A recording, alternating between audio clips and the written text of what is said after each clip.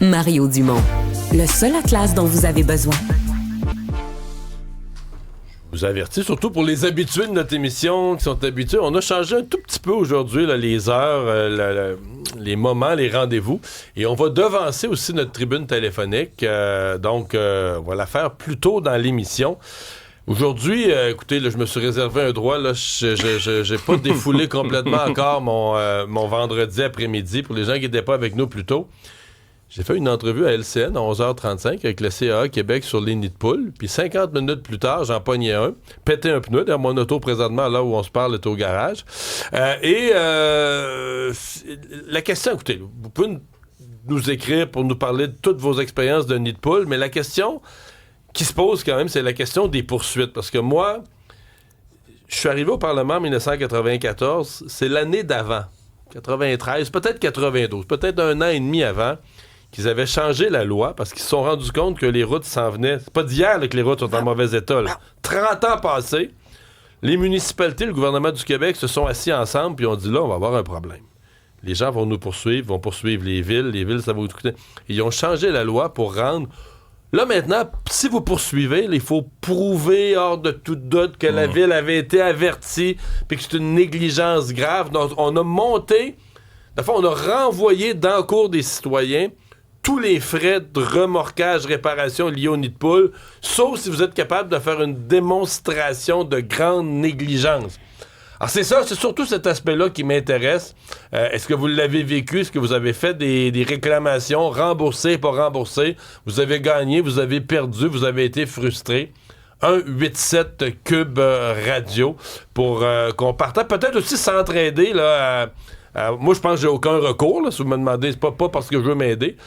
Oui, je te sens réagir, Alexandre. Là. C'est ce qu'on remarque aussi, là, c'est juste les changements de température. On a de moins en moins de printemps puis d'automne. Tu sais, ça passe tout de suite d'un extrême à l'autre. Donc, des routes maganées, on n'a pas fini. Là. Moi, j'ai une pensée pour une automobiliste de Mascouche qu'on avait fait ici à l'émission de Richard Martineau en octobre-novembre, qui était tombé dans un nid de poule tellement gros que son char est tombé dans l'eau, littéralement. Un nid de poule qui n'était pas marqué, pas de compte, quoi que ce soit, puis elle disait déjà que c'était difficile d'essayer d'avoir un remboursement de la ville ou de l'aide quelconque. Personne ne l'avait contacté. Elle était partout dans les journaux en train de parler de son auto. Je veux dire, elle était presque rendue à 90 degrés dans le trou. Là. Mais rappelez-vous aussi de l'histoire de Nathalie Bruno. Elle faisait de la trottinette, puis dans la rue Mort-Oui, puis elle, c'est en plein été, sauf qu'elle aussi est tombée dans un nid de poule parce que on sentait que la piste cyclable était en réparation, donc il y avait un détour, et elle a fait une commotion cérébrale, puis pendant des mois et des mois, elle a encore finalement des conséquences de cette commotion-là. Il n'a pas pu être indemnisé par la ville, même si c'était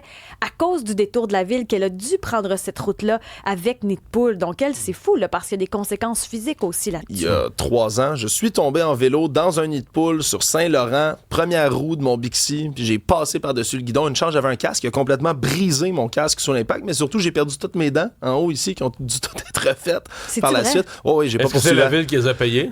Non, j'ai pas entamé des démarches là-dessus. Là, ça a coûté honnêtement, combien, là, sérieusement?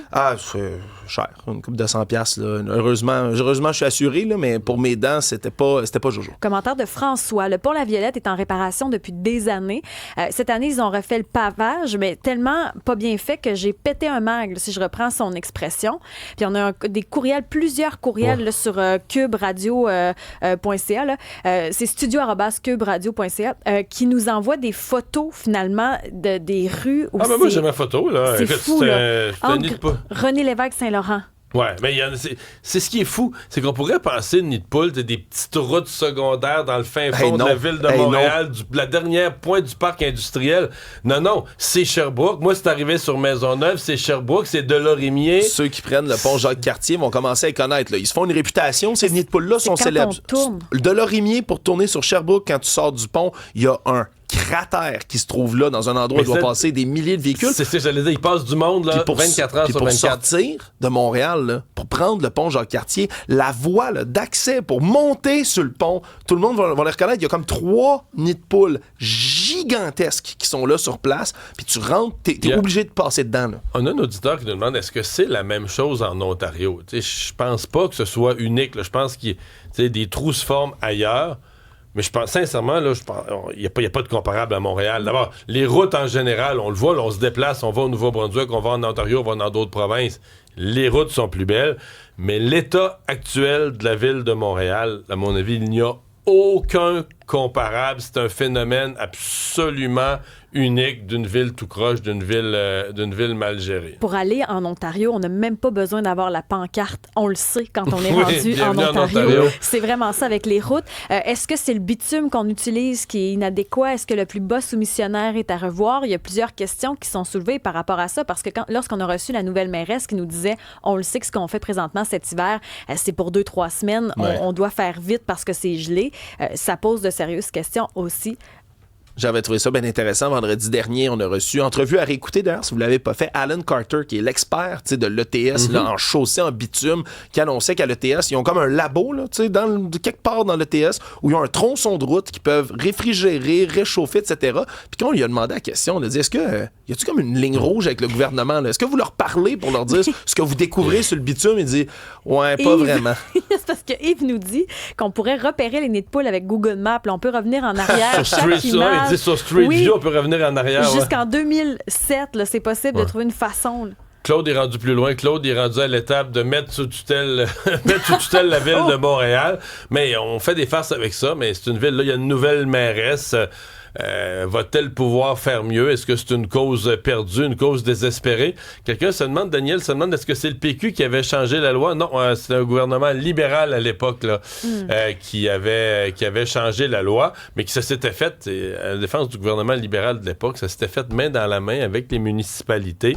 Parce que les villes, c'est les villes qui sont allées voir le gouvernement puis qui ont dit, nous autres, je dis les villes, ça doit être beaucoup Montréal, peut-être d'autres villes aussi, qui ont dit, dans l'état de détérioration de ce qui s'en vient, on voyait venir le train de ce qui s'en vient de notre réseau routier, on va se ruiner à coups de poursuite. Si on doit payer chacune des réparations de véhicules, de pneus, les villes vont se ruiner à coups de poursuite. En même temps, c'est un cercle vicieux.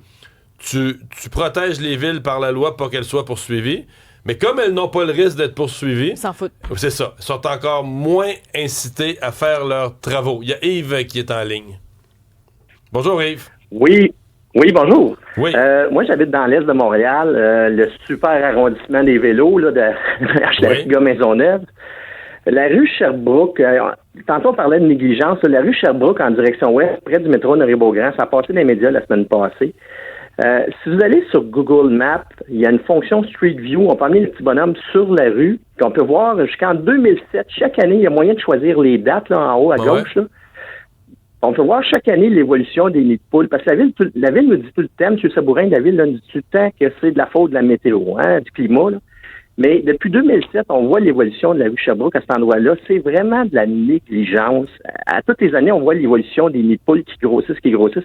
La ville, ça fait au moins 15 ans qu'ils n'ont pas réparé ce secteur-là. Puis ça, je te donne cette rue-là en exemple. Quand vous dites pas réparer, ça veut dire qu'ils patchent, là. Tu sais, ils patchent, mais dans le fond, ils refont jamais correctement. Fait que à chaque année, le trou se recreuse. Oui, fait que les gens, tu sais, là, c'est toujours le problème pour les gens de prouver la négligence de la ville, mais je pense que ça pourrait être un outil que les gens pourraient peut-être utiliser en cours pour prouver que la ville a vraiment été négligente dans ce cas-là. Là. C'est un très, très bon truc. Merci Yves de nous avoir appelés.